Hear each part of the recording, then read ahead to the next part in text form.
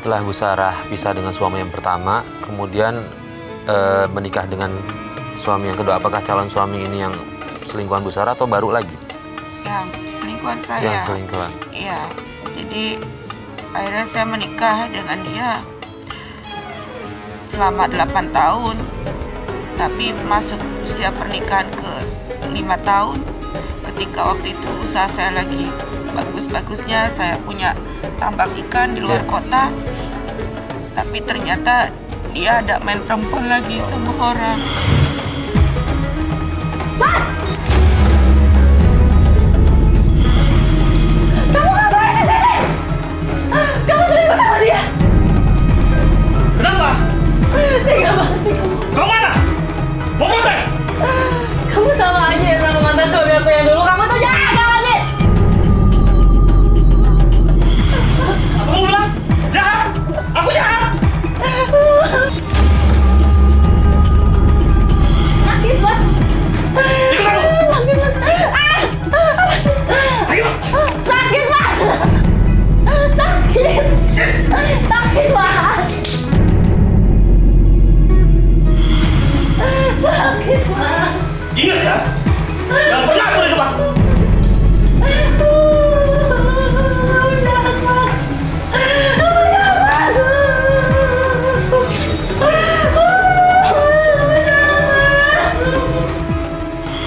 Akhirnya saya marah, saya bilang, saya korbanin rumah tangga saya. Nikah sama kamu supaya saya dapat dihargain sebagai perempuan. Tapi suami saya bilang, gimana saya bisa menghargai kamu? Kamu sendiri juga gak berharga di mata keluarga kamu.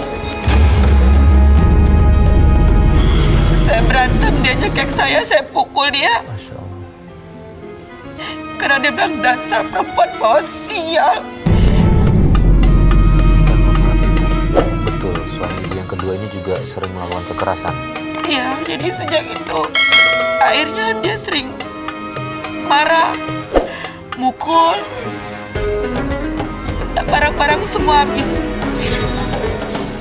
Dan akhirnya saya juga waktu itu ada sopir pribadi. Sopir saya itu baik.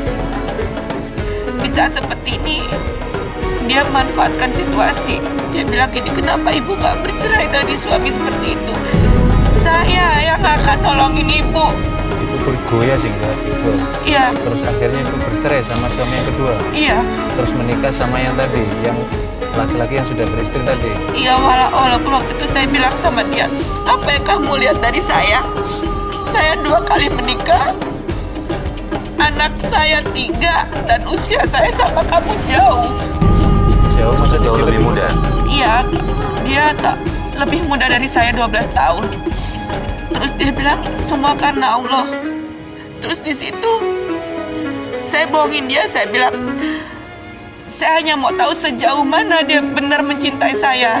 Saya mengatakan sama dia bahwa saya punya penyakit parah, kanker leukemia yang nggak mungkin sembuh. Terus dia mengatakan saya tetap akan nikahin kamu dan semoga saya bisa jadi obat untuk kamu. Tapi yang terjadi itu lain, Pak Ustadz. Setelah saya pulang umroh,